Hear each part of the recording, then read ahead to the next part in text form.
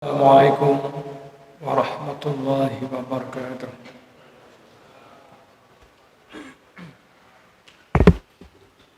Bismillahirrahmanirrahim.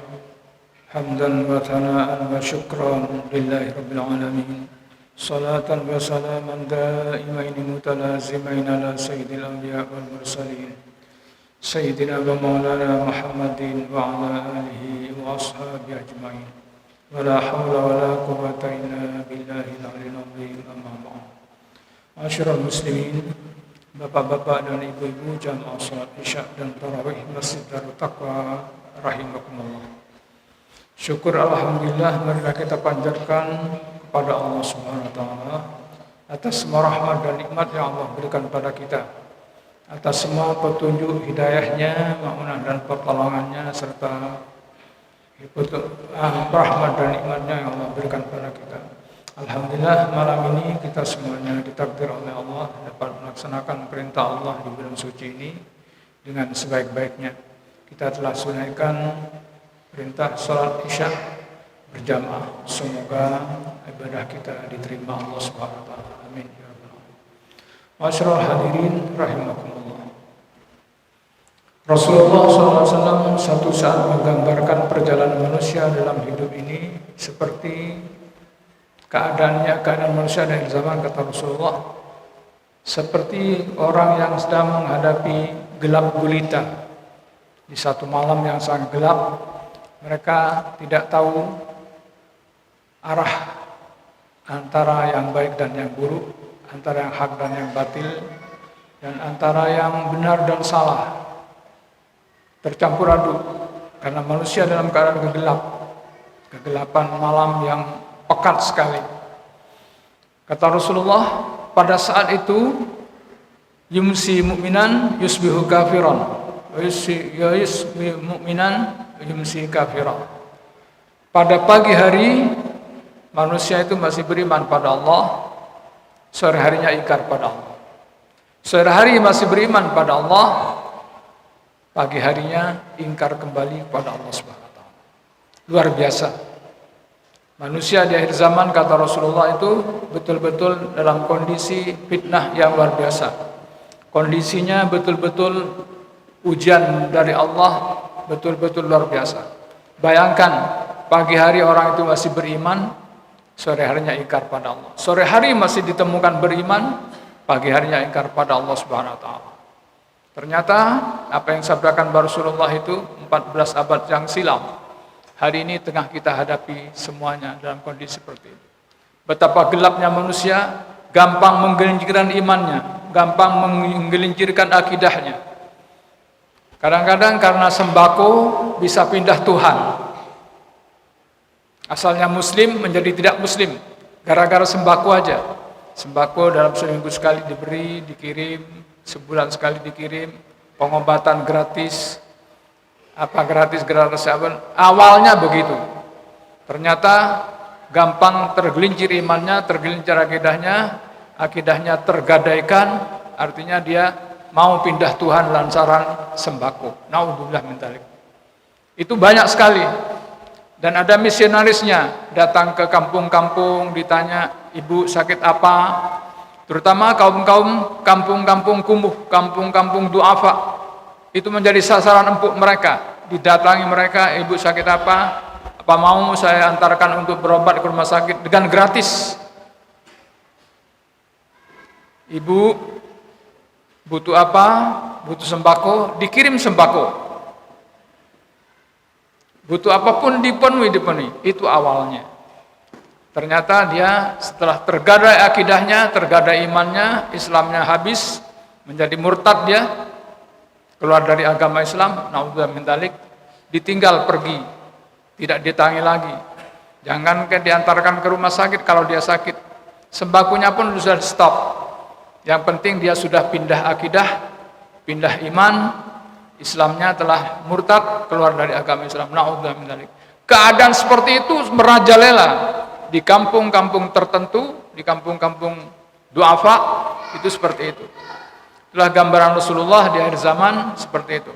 Mengapa terjadi seperti itu? Ya bi'adinahu bi'radin minad dunya. Pada waktu itu kata Rasulullah, umatku itu gampang sekali tergadai akidahnya lantaran kepentingan duniawi, lantaran sesuap nasi, lantaran kepentingan kesehatan, lantaran kepentingan keuangan. Ada sekolah gratis dan semacamnya, dijemput Pak itu ke rumahnya, itu diantarkan ke sekolah tertentu. Semuanya gratis, seragamnya gratis, dan gratis semuanya. Diantar jemput itu. Alhamdulillah min dzalik. Kaum muslimin rahimakumullah, betapa keadaan seperti itu adalah benar-benar terjadi dalam kondisi sekarang. Mudah-mudahan kita semuanya diberi iman oleh Allah yang kuat. Betul-betul dengan puasa Ramadan ini kita digembleng oleh Allah yang dipanggil adalah orang-orang yang beriman. Bukan seluruh umat manusia, tapi hanya mereka yang beriman. Yaitu untuk melaksanakan perintah puasa di bulan suci Ramadan ini, tujuannya dalam rangka meningkatkan iman takwa kita pada Allah SWT, untuk menguatkan kembali iman yang Allah berikan pada kita, supaya berkualitas, supaya betul-betul bertakwa kepada Allah Subhanahu wa taala. Dalam sabda yang lain Rasulullah mengatakan, sayati 'alan nas zamanun la yubalil mar'u bima khalal mal amin halalin amin haramin.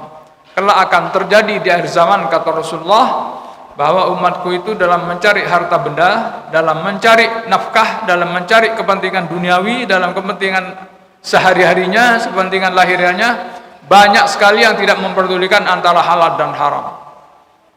Mereka campur adukan. Mengapa terjadi seperti itu? Lantaran mereka buta hatinya, buta akidahnya. Mereka gampang sekali mencampur adukan antara yang hak dan yang batil, dan yang benar dan yang buruk, dan yang baik dan yang buruk, apalagi benar dan salah. Tercampur aduk menjadi satu. Apa yang disampaikan oleh Rasulullah yang kedua ini juga telah terjadi dalam kehidupan kita sekarang. Di dunia yang sekarang ini, lebih-lebih carut marutnya negara yang kita cintai ini luar biasa. Tidak kenal halal dan haram. Bukan mereka tidak ngerti agama, bukan tidak ngerti, tidak pernah mendengarkan ceramah, tausiah, pendidikan agama, bukan karena itu. Lantaran mereka betul-betul mereka tergantung, sangat tergantung hidupnya kepada pengaruh duniawi. Mereka benar-benar ingin merebut dunia dan dunia, dikejar dunianya, mengejar terus menerus tanpa memperdulikan ini benar salah, ini hak batil, ini haram dan halal. Yang penting pada hari ini kita mendapatkan uang dan kekayaan. Seperti itu. Apa yang baru saja kita alami, baru saja yang pesta demokrasi yang lalu, seperti itu adanya. Jadi tidak heran kalau keadaan seperti itu terjadi di tengah kita, karena sabda Rasulullah 14 abad silam sudah mengatakan seperti itu. Kaum muslimin asrul hadirin rahimakumullah, apa yang kita kehendaki, kita kembali ke jalan Allah Subhanahu wa taala. Bulan Ramadan ini dikenal dengan bulan taubat. Pintu taubat dibuka selebar-lebarnya bagi mereka yang betul-betul mau kembali ke hadapan Allah Subhanahu wa taala dengan penuh taubat, taubatan nasuha, dengan berzikir pada Allah, istighfar pada Allah sebanyak-banyaknya, nyatakan penyesalan yang luar biasa terhadap apa yang kita tidak tanduk kita pada masa yang lalu, pada masa-masa yang baru kita lalui. Kita kembali kepada Allah di bulan Ramadan ini, betul-betul sucikan diri kita, kembali ke hadapan Allah dengan iman takwa kita pada Allah Subhanahu wa taala.